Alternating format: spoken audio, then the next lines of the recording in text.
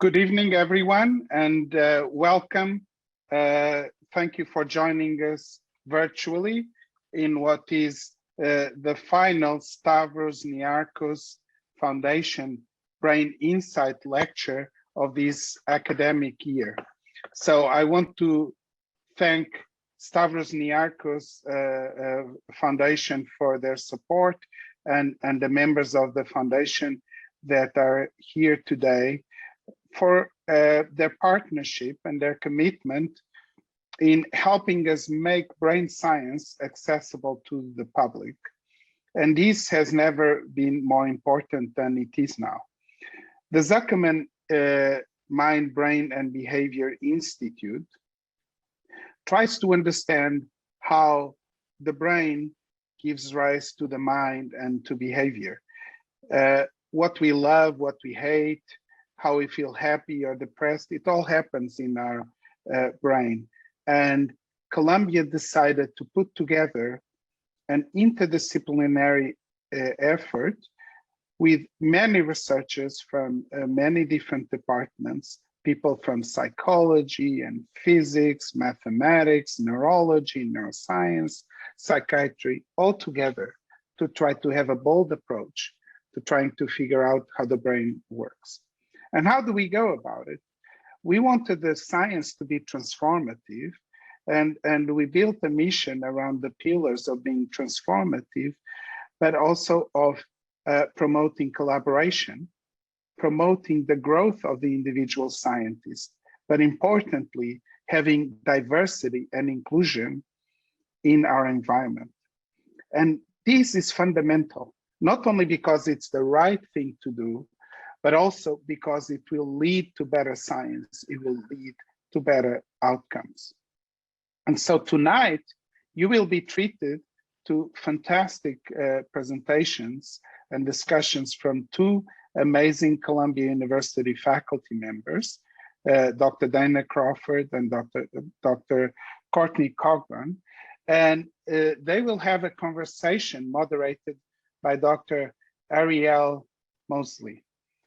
Ariel is a postdoctoral researcher at Columbia University in the Department of Psychology and working with Dr. Larissa Heifetz in the Social and Moral Cognition Lab. She received her doctoral degree in 2020 at the University of Kansas, where she was a National Science Foundation Graduate Research Fellow. So Dr. Mosley's research examines how group members navigate their social identities in their worlds and how they relate to other groups.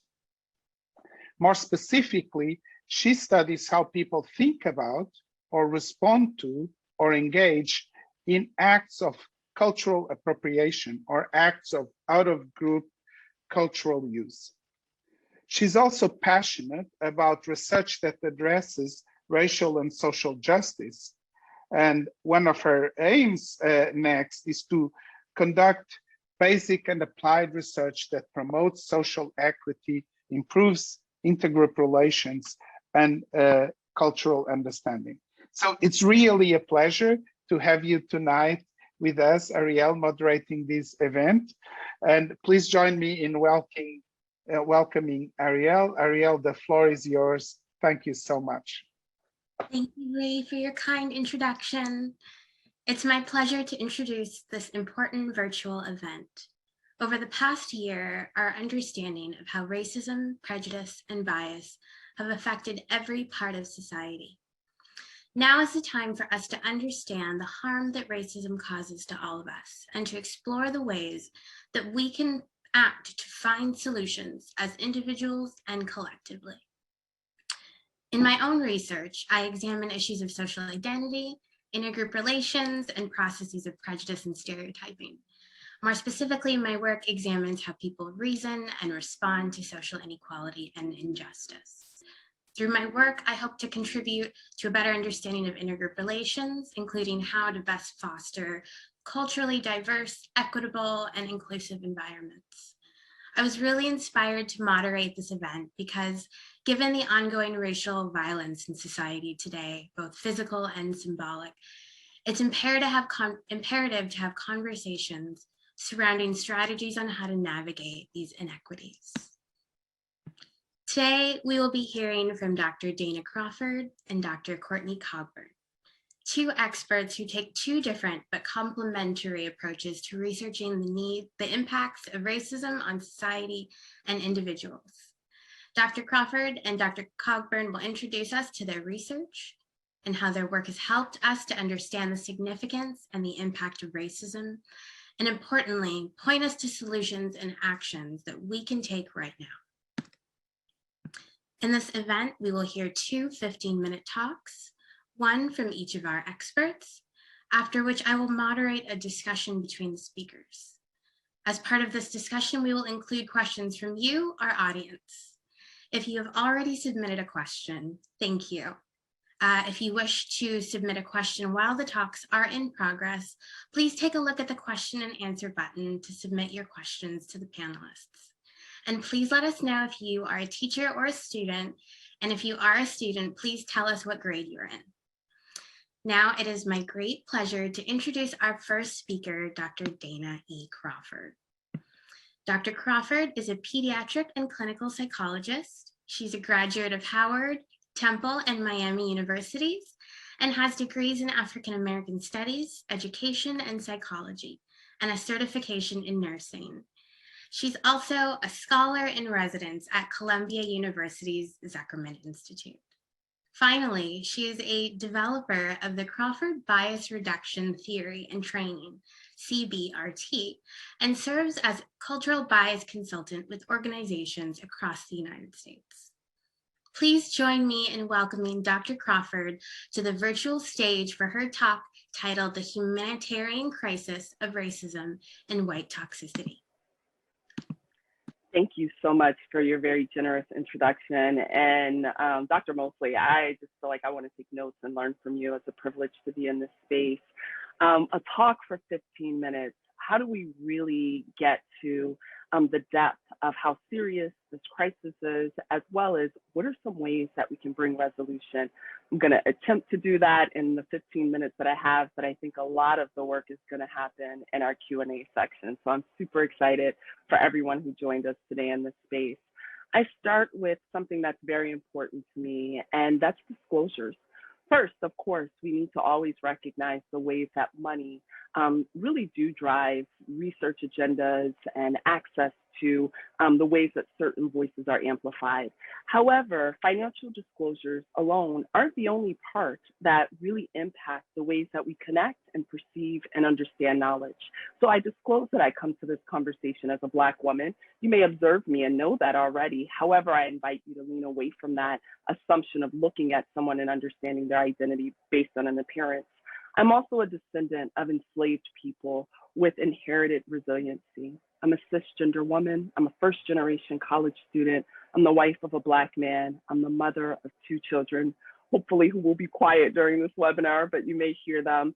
And I will lead with that point that I value and support many different ways of knowing. And so with that being my value, throughout this presentation, I will be using QR codes. And I use QR codes, one, because I've been to a billion different trainings and webinars, and I say I'll look up something later, and then I don't.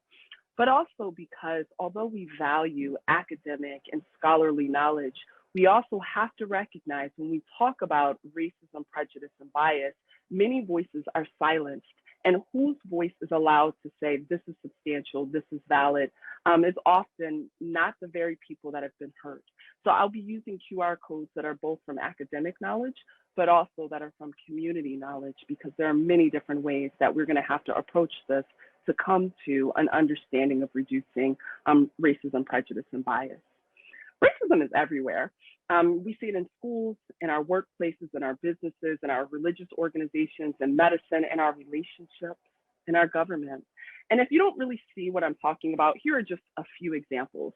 So in the academy, if we think about academic inequity, we see overplacement of children in special education services, we see crowded classrooms, teachers with less experience in certain school systems. We know that the New York City school system is one of the most segregated, if not the most, in our country. We see expulsions and suspensions that are anchored in individual children's racial and ethnic identity.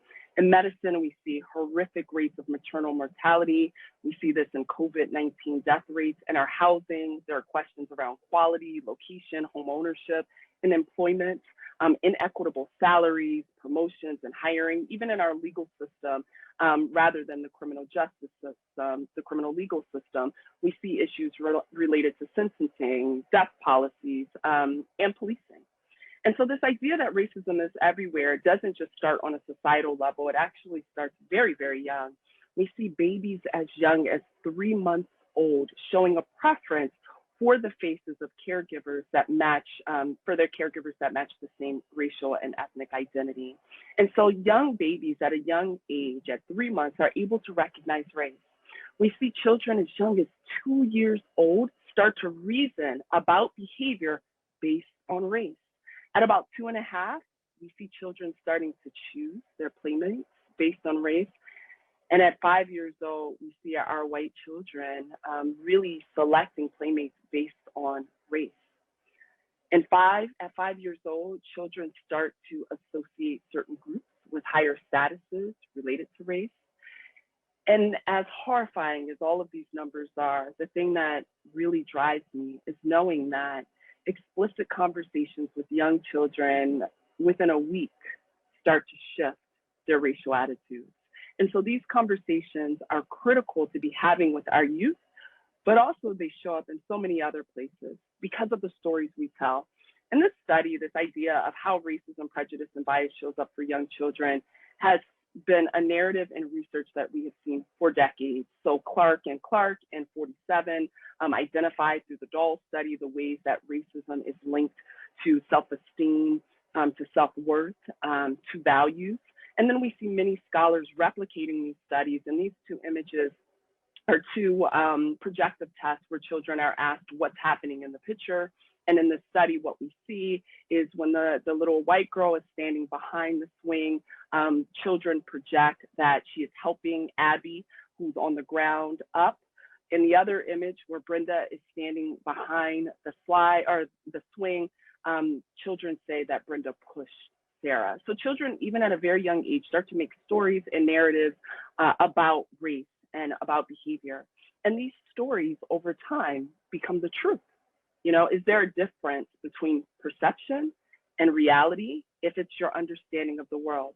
And that truth becomes the justification for many of the egregious things that we have in our society. And then that story becomes invisible. And we're not even aware that we're telling this story anymore that is anchored in racism, prejudice, and bias. And so when I bring this issue up of humanitarian work, why is it so important? What is a humanitarian? This is a really short video where we really ask interviews from the UN where they ask people, what is a humanitarian?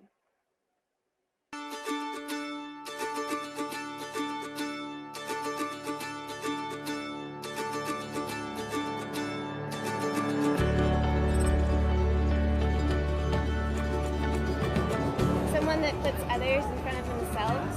Humanitarian is a person who sees beyond any kind of race or religion. We need more people like them.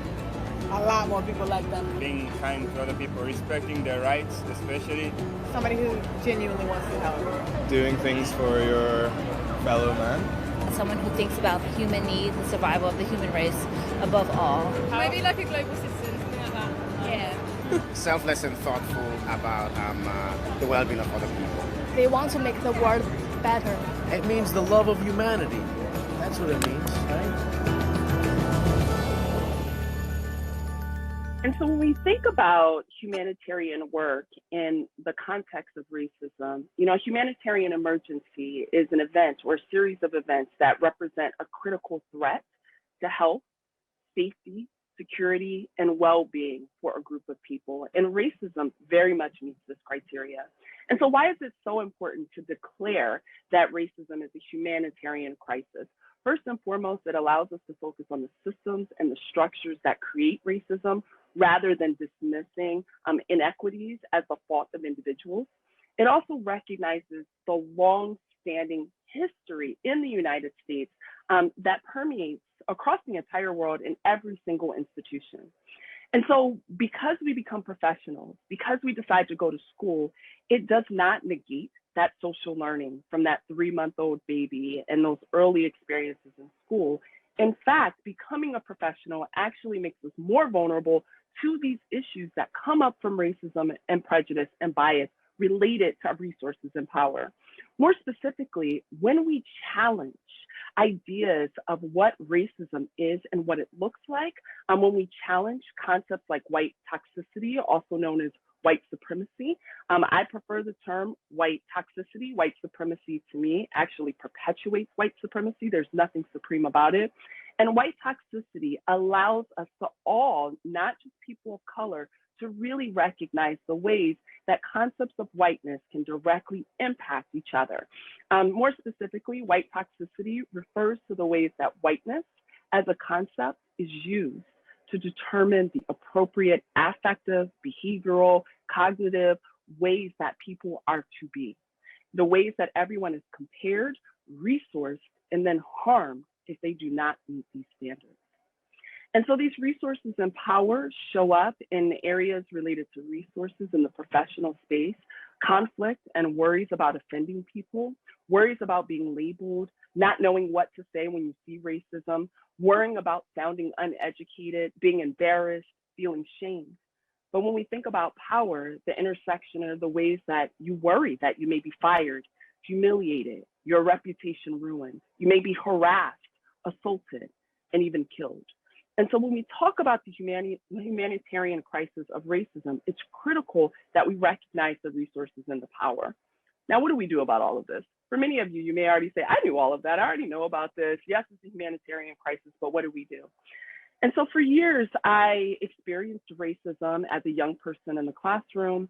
I experienced racism as just a person navigating the world. And when I started training as a psychologist, I even noticed it in the therapy room and in my own supervision experiences.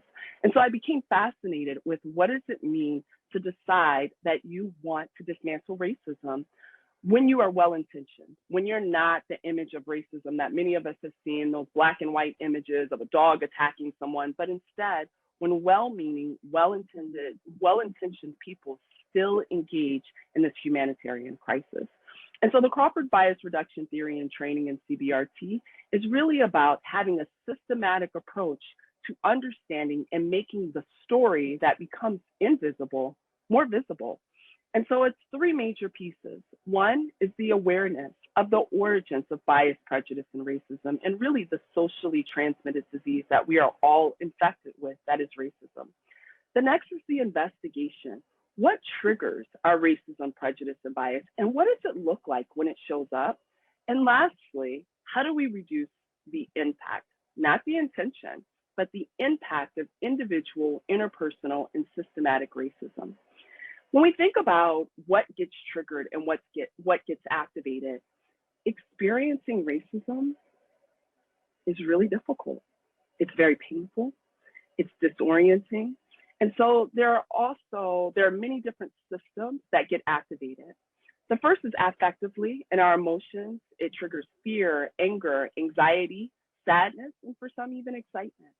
Behaviorally, it shows up in us yawning, having fatigue. Many of us are time impoverished and just don't have the energy to engage this.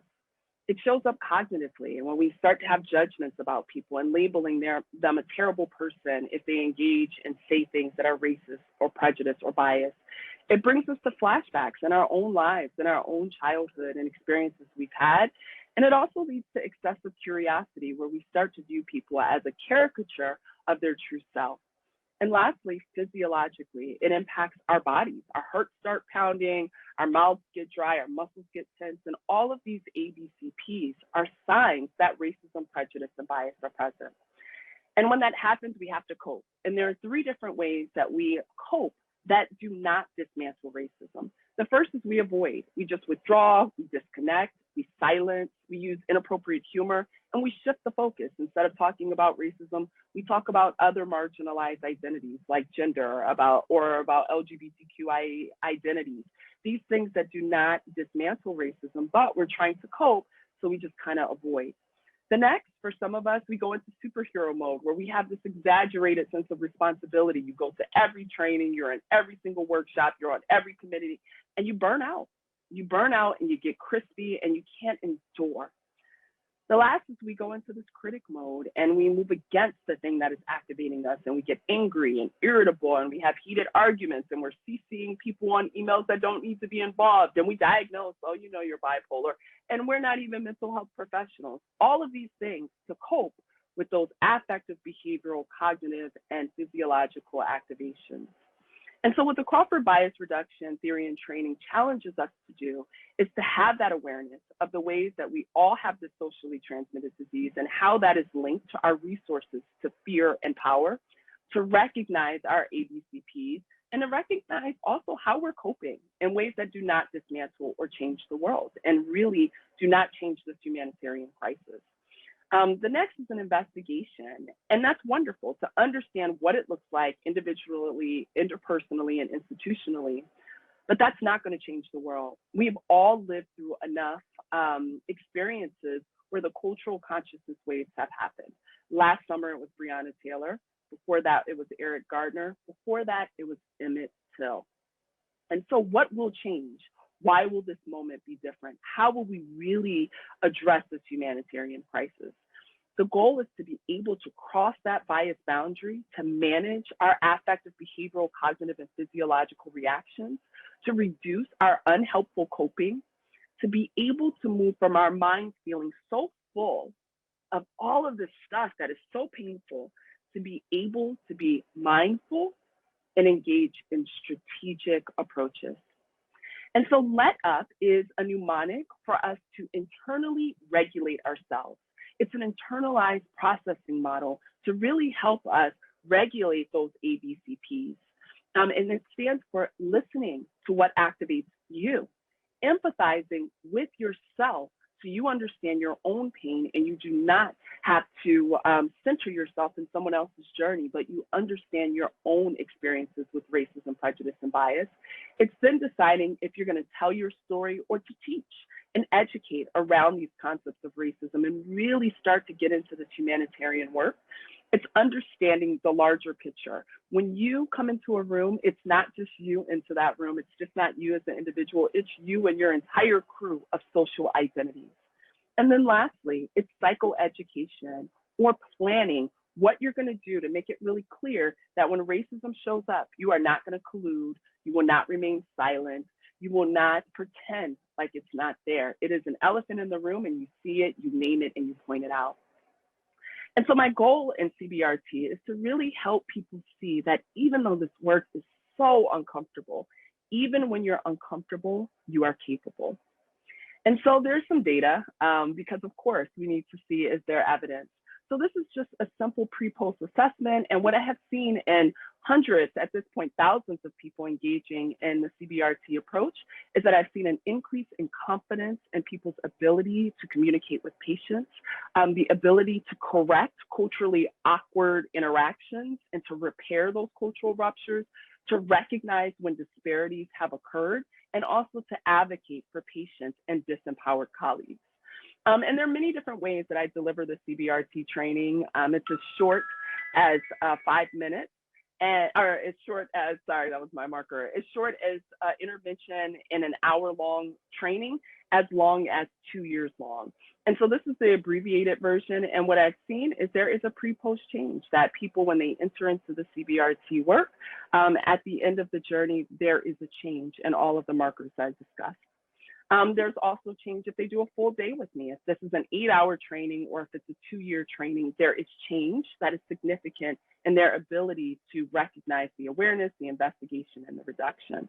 And actually, you know, this is not the best business model. There's no difference if people engage in an abbreviated version of CBRT or a full day training. No difference. Just going through the process is a changing experience. But I'm a qualitative researcher, and so I love those numbers, but to me, words ring true. And the majority of feedback, and this is just, I have thousands of these are just some quotes about what people have said through the experience. They feel more prepared to discuss the challenging, disrespectful language they've experienced with adolescents. feeling like this isn't a model that's just for one setting, but is a model that can go anywhere in the world. Some people have said that this is one of the best multicultural trainings that they've gone through. And even for individuals who have done this work for years, still being able to recognize and identify many hidden biases that they were not aware of. Other things that people have said is that the experiential exercises are really useful. The CBRT model is really about moving our jaw. You can watch 1,000 trainings, but if you don't actually move your jaw and engage in this work, change is not going to happen. You are not going to cross that bias boundary, and you're not going to be able to do this humanitarian work. And so some of the critical feedback, because it's not all rainbows and butterflies, is that it needs to be longer. It doesn't matter how long I do this training. Everyone says, I wish it was more time, even though the research shows that there's no difference in doing it as a full day or an abbreviated training. Some people say that the work is really triggering for them. And the last comment is that, ideas around race being a social construct, and we do recognize that race is a social construct, but it has very real biological, educational, medical, and so forth ramifications. And so, my invitation that I leave you with is when you look back at this point in your life, what will you say about your humanity? How did you show up? Did you engage in the humanitarian work that so many beautiful New Yorkers said in that video? It's about understanding other people. It's about connecting. It's about seeing the needs and showing up for people. And so I look forward to your questions and your comments. These are all the other spaces that you can find me in. And with that, thank you so very much for your time. Thank you so much, Dr. Crawford. That was excellent. Remember, if you have a question, please use the question and answer button, and we will try to answer them in the question and answer session after the second talk. It now gives me great pleasure to introduce our second speaker, Dr. Courtney D. Cogburn. Dr. Cogburn is an associate professor at Columbia University School of Social Work and faculty of the Columbia Population Research Center and Data Science Institute, where she co-chairs the Computational Social Science Working Group. She employs a transdisciplinary research strategy to improve the characterization and measurement of racism and in examining the role of racism in the production of racial inequities in health. Dr. Cogburn's work also explores the potential of media and technology in creating and eradicating racism and racial inequities in health. She is the lead creator of the 1,000 Cut Journey, an immersive virtual reality experience of racism that premiered at the 2018 Tribeca Film Festival. She is also the co-founder of the Justice, Equity, and Technology Laboratory. Dr. Cogburn completed postdoctoral training at Harvard University in the Robert Wood Johnson Health and Society Scholar Program and at the Institute for Social Research at the University of Michigan.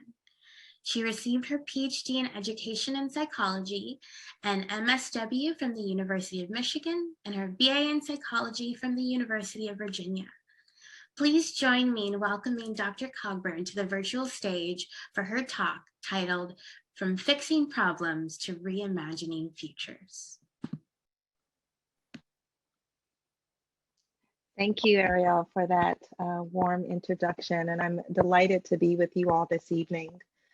I have spent much of my career thinking about Black people, not people of color, not diversity, not Black people in comparison to white people, but just the lives of Black people and trying to understand the ways in which they thrive in spite of fill in the blank. More recently, though, my work has turned to thinking about anti-Blackness and racism more directly, and feeling like I need to hold these systems accountable in order to understand the possibility of Black liberation and the ability of Black people to thrive. And most recently, related to that notion of thriving, I've been thinking a lot about the future and possibilities. So today, I thought I would share my thoughts and progress about how we get to a point where we can be more imaginative about who we are as a people.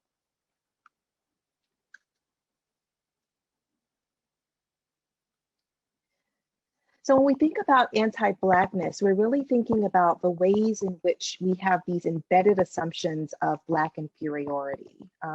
Often when we're interpreting or analyzing racial patterns that we're observing in society, there's this underlying and sometimes explicit assumption that the status of Black people in society is the result of their cultural, moral, or biological failings, which by proxy assumes that the status of white people in society is the result of their culture and moral successes, which sounds a lot like white supremacy. And this, after all, is the fundamental function of race, the construct that was created to create notions of inferiority and superiority that centered whiteness. And as Dr. Crawford pointed out, the myth of white superiority. And in fact, several of my colleagues, one colleague in particular, Ruha Benjamin, talks about race as a technology, as a tool that's been used to create division in social status. In general, we are deeply invested in a framework of Black inferiority. We've used this framework to ground our very economic systems, our cultural and political ideologies, etc. And what I've come to is that accepting the truth and reality of the Black experience doesn't really reveal anything about Blackness or Black inferiority, but rather it reveals something about whiteness as a tool, and more specifically, white toxicity. When we talk about, analyze, and address racism, we are inevitably grounding this in whiteness, not Blackness. So what does whiteness mean? How do we hold it accountable in these systems? Part of that's required is making this explicit and visible. In 2018, as was mentioned, I led the creation of a virtual reality experience that places you in the shoes of a Black male as a child and adolescent and as an adult. And the experience was called 1,000 Cut Journey. We were interested in whether taking on the perspective of a Black male may enhance the ways in which people understand what racism is and how it functions. When I created this piece, it was a decided shift, a conscious shift away from my focus on Blackness to focusing on whiteness, and to at least temporarily hold whiteness accountable. So even though we're putting you into the shoes of a Black man, we are ultimately showing you not something about a Black experience, we're showing you something about whiteness and anti-Black racism.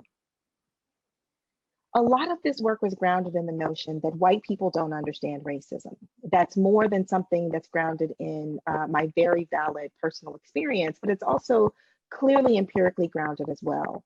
And when I say don't understand, I mean a number of things. Don't listen, willfully ignore, opt out of acknowledging, actively dismiss, reduce to a problem of the past, believe it's an exaggeration, not wanting to feel uncomfortable or relinquish privilege or power or status in any way. Dr. Cogburn, I'm so sorry to interrupt you. I just wanted to let you know we can't see your slides. Can you see them now? Not yet. Okay.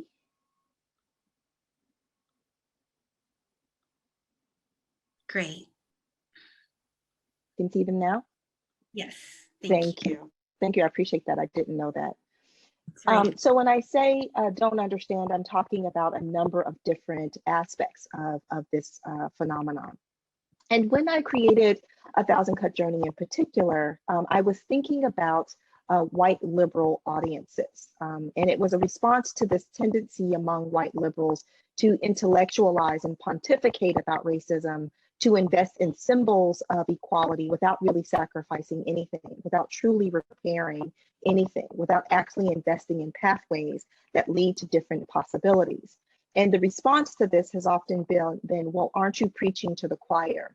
And so I present to you very clearly here a white choir to make it obvious that yes, I'm speaking to a group of people who have a lot of work to do as it relates to this work. I just want to go back so you can see some of the images of the virtual reality experience. So again, embedding you in these different points of view as a Black male, as a child, adolescent, and as an adult experiencing racism in different ways. But again, not putting you in a Black experience, but instead helping you to view and visualize the function of whiteness in society. So in this work, I was deliberately trying to improve and enhance a group of people's understanding of what racism is and how it functions in society. It was grounded in this notion that we had to make progress in this understanding. We had to have a better collective grounding in the realities of racism in order to be better equipped to imagine what the solutions may be.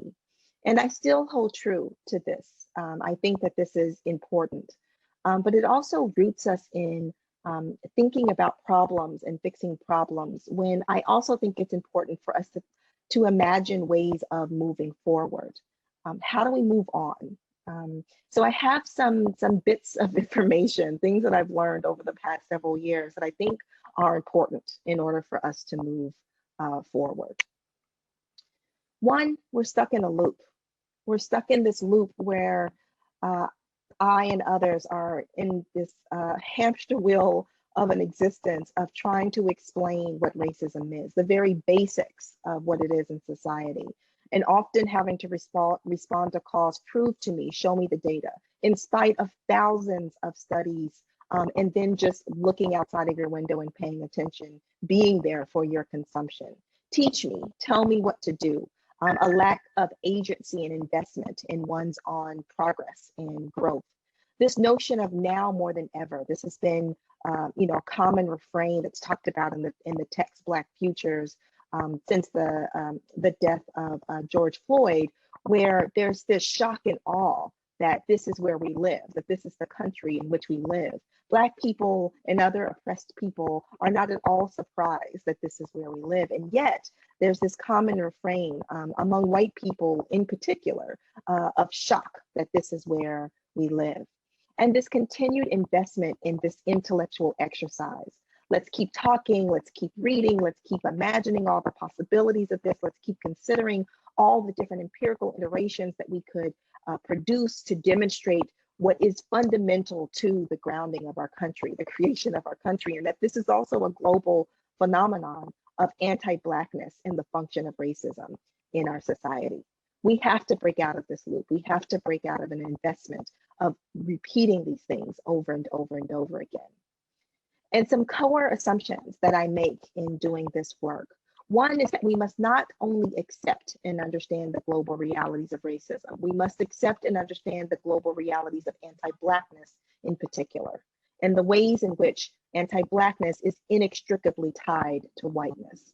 We must center the most oppressed among us in order to stand any chance of reaching human liberation and social transformation. Not for Black people, but for all of us.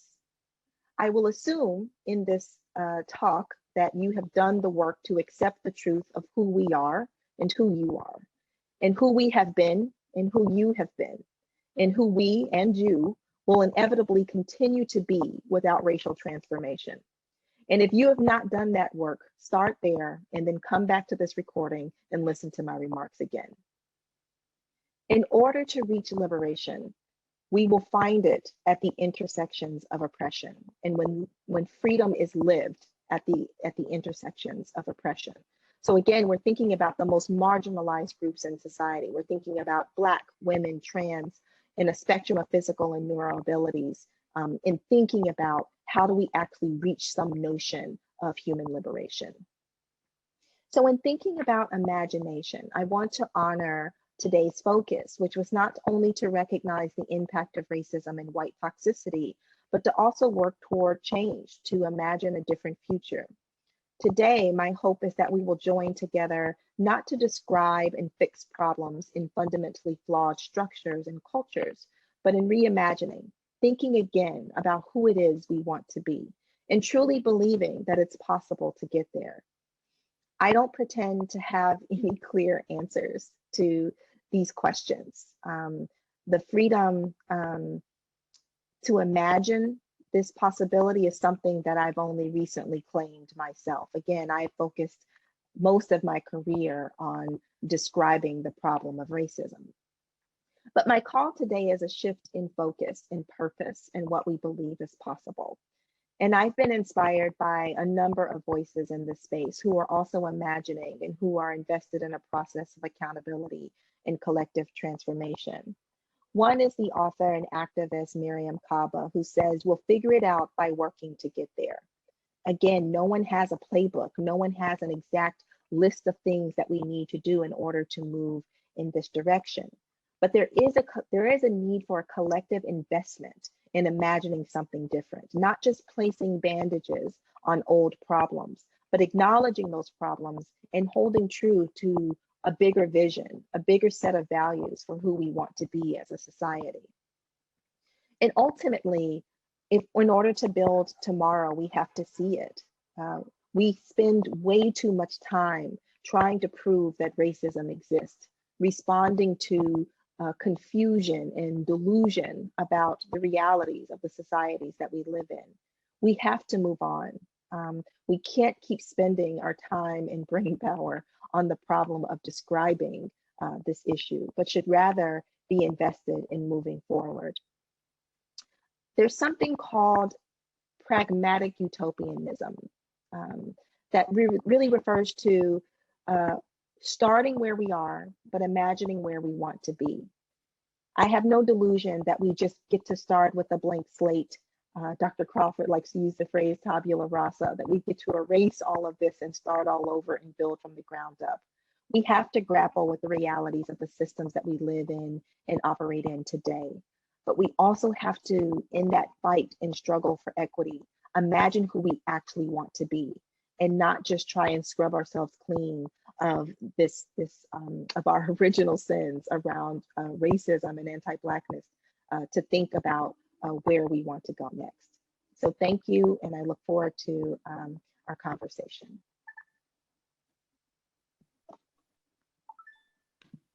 Thank you so much, Dr. Crawford. Thank you both, Dr. Crawford and Dr. Cogburn, for your very insightful talks. Now it's time for our moderated question and answer session, in which I will go over questions from the audience. All right, and let's start off, and the question is to both of our speakers.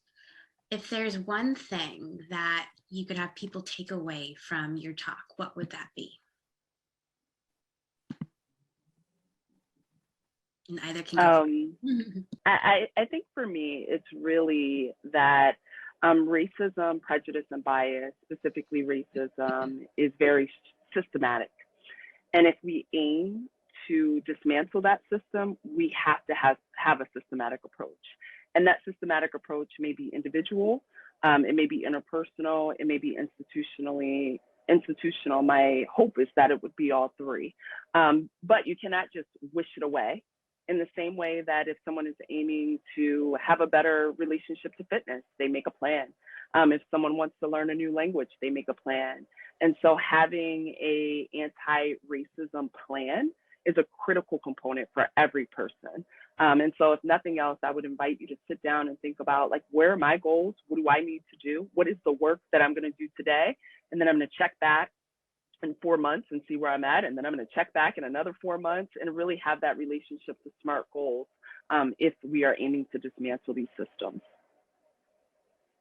Yeah, I think my takeaways are more a compliment to Dr. Crawford's pragmatism and more ideological, philosophical in nature. So one is to not stop looking for proof and start working toward solutions. And what Dr. Crawford has said sort of speaks nicely to the steps one can take. And then the other piece is accepting one's own personal responsibility in relationship to these systems. Too often, too many of us imagine this as a problem that is out there that doesn't involve us personally, that doesn't involve our research, that doesn't involve whatever we do within our spheres of influence. And we all have to accept that we're breathing the same air. We're all a part of the same system. We all have a role in it, and we all have responsibilities within these systems. So I encourage us all to take a step back and take some personal responsibility for moving forward in very concrete ways. Excellent, thank you. This question is for Dr. Cogburn. In relation to language, what difference might it make to say move on compared to move forward in relation to sustainable implementation of racial inequality? Yeah, I think the language of move forward may be more uh, grounded in perhaps that may be a better way to phrase this, right? Move on may suggest that I'm asking you to forget the past and just look toward the future, which is not what I'm doing. It's not my intention. I think perhaps the language of move forward speaks to a willingness to grow from where we are. And that is consistent with what I'm trying to say, that we can't stay in this space, this loop. When I say move on, what I really mean is moving outside of that loop, that cycle of explaining and trying to prove the realities of racism. So moving forward, I think, is the more hopeful, optimistic version of that, and saying, what do we actually want to do? What do we have to do to be different and better as a society? All right, our next question. What is the responsibility of institutions like Columbia in fostering our community on this journey? And that's to both speakers. Yeah, I think that goes so well with Courtney's point. You know, everyone has a responsibility, and the very notion that we aren't institutions, as if institutions aren't human created structures, spaces. And so there's an obligation to everyone. No one can negate this. That's why it's a humanitarian crisis. There's no one that gets to be liberated from dismantling racism, because we are all impacted by it. And so the work may look different for different people depending on their positionality, to, you know, whiteness, to social identities, but there is work for everyone, and Columbia is not liberated from that, just like any other institution. I agree. You know, there is no neutral. Columbia doesn't exist in a neutral space. Columbia exists in its own history of anti-Blackness and racism, and continues to live in that space. And there's a need to actively grapple with who we are as a community and as an institution. Again, who we have been and who we want to be, as I said in my remarks. Columbia, for me, also has an opportunity to be a global leader and innovator in reimagining the function of the university in society. What role do we have in shaping where we all go, not just here at Columbia, but beyond these walls? What responsibility do we have to lead and inform where we go as a society, using the vast amounts of knowledge and insight that are developed in these spaces to help shape how we move forward and help make investments that help us to do that. And I think more importantly than Columbia spewing knowledge out is also acknowledging that there are people without PhDs who are not professors, who are very well versed in their own experience, who are experts in ways that we could never be, about where we should be going next in terms of these possibilities of Black liberation, anti-racism, in social transformation more broadly. We need to be listening and learning from them as well. Columbia doesn't own expertise or knowledge. We live in a vast range of ways that people know and understand, and we should be taking advantage of all of it.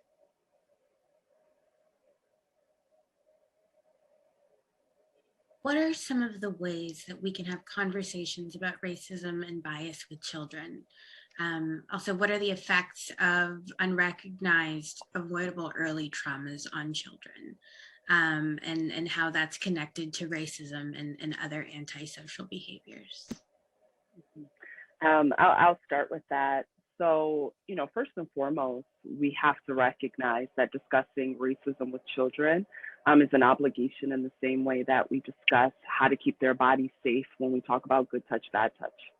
And so many parents that I work with talk about not wanting to discuss race because it'll steal their innocence. I do not agree. In fact, it puts them at risk for, one, being harmed, and two, harming someone else.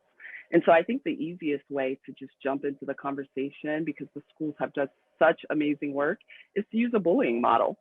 We know so much research about bullying. The language is already there. The schools already have posters. And so just to introduce racism to a very young child, I have children that are 2 and 4, and we talk about some people are bullied because of their bodies. Some people are bullied because of the color of their body. Some people are bullied because of their gender. Some people are bullied because of the places they live. As my children get older and as children and patients that I work with get older, we then start to be able to name the different types of bullying. And so some of that bullying is related, it's called racism when it's race. Some of that bullying is queer phobia when it's related to LGBTQIA community. And so the bullying research talks very clearly, and data and language and how do you apply it talks very clearly about the different roles and how bullies perpetuate systems. And so are you going to be a bystander? Are you going to be an interrupter? And so all of that language and that foundation is already put in place in the school systems. And so parents can just pull from that. And so I think it's just a really easy, accessible model. You can Google it really quickly. You have a little, form you could find, and boom, it's done. And so for all parents, I think it's crucial for all school systems, for all teachers, for any person that is interacting with children to make it very clear what the expectations are. And the expectations are that you are going to be dismantling bullying. And the type specifically is racism. And if you see it, you're going to talk with a teacher. And all of the bullying work already talks about what do you do when you're being bullied. And so you can just pull from that entire body. They've done the work for us. And the impact of not doing anything is the same society that we live in right now, and another cultural consciousness wave that in a few years we go, oh, I can't believe this is our world. That's what's going to happen. And it continues to happen. It happened to us as kids, and it will happen to the next generation unless we decide to cross that bias boundary. Yeah, and I think to add to that, a way I would describe it is that color blindness is not a tool, it's actually a form of racism. It's a denial of the realities of how race functions in our society. We aren't doing anyone any favors. We're not doing our children any favors by suggesting that we're all the same. And to put some meat on this, right? One way you might think about it is we're all the same. Thus, when I observe these racial patterns in society, I must assume that people got there because of the choices they made, not because of systems of oppression and disadvantage, etc. And I would say, in addition to the bullying model, that this is not only an interpersonal problem. This is not only who I like and who I'm friends with and how I treat this one person or the people in my immediate sphere.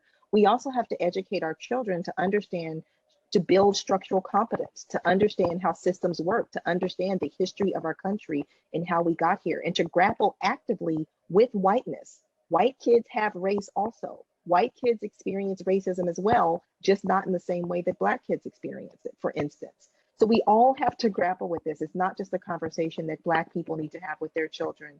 We have to hold the other side of this accountable. And on a personal note, one of the most anxiety-provoking experiences for me is going to a playground with my son, because I don't know what people have done with their children as it relates to race. And I never know what's going to come out of their kids' mouths when they're playing with my child. And we could speak all night about the multiple incidents. And so now my child has to have this experience because you didn't talk to your child about race and racism and their whiteness.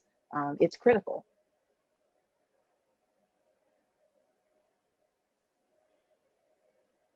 This next question refers to Dr. Cogburn, your comment about the loop and frustration with colleagues that don't show agency, asking what they should read, and how that can be frustrating.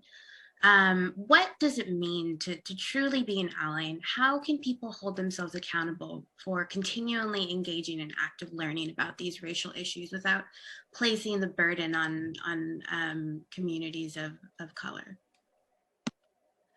I think most people, starting with the point that most people haven't done nearly the level of work that they have to do in terms of deep personal reflection about their relationship with whiteness, their relationship with racist systems, and where they exist in relation to these things.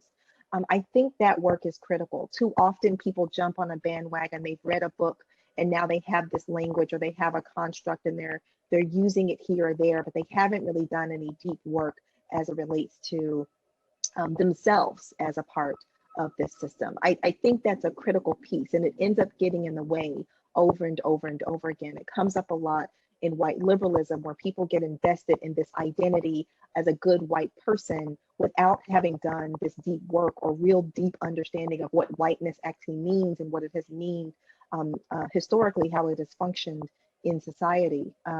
That is critical to help yourself be not only an ally, but an accomplice, because you have to be willing to get in trouble. You have to be willing to let things go. You have to be willing to continue to hold yourself accountable as you move through these processes. None of us arrive at any sort of magic destination as it relates to an understanding of these issues. We have to continue to cycle through growth and not just hold on to convenient terms and language that we picked up from a few books. I think in those instances, we actually become more dangerous than helpful. Yeah, I love this point, Courtney. And I think this idea of being an ally, I invite people not to think of it as a permanent identity. It is a gift, and you cannot self-identify as an ally. It's similar to saying, I'm so humble. Like, oh my gosh, I'm so humble. I can't say that. Someone has to label me. You don't get to claim that. Yeah. You don't get to claim it, like, oh, I'm humble. And so when we think about an ally, to me, it is something that is in a moment. Are you being an ally? It is something that I will tell someone else, you are an ally to me. And I can only say if you're an ally to me. I can't say if you're an ally to all Black people. I don't have the ability to say, yes, you are an ally in this moment. And recognizing that any moment you could decide not to be an ally because of resources and power and fear and all of these components. And so I think the critical piece is when we're asking, how can I be a good ally, is really recognizing that's an everyday thing, similar to brushing your teeth every day, drinking water every day. It is a requirement that you have to do over and over again. It's just not a one and done, and now that's my identity point. All right, that was excellent. That's all the time that we have for today, but if you've not had the chance to have your questions answered, please reach out to the speakers.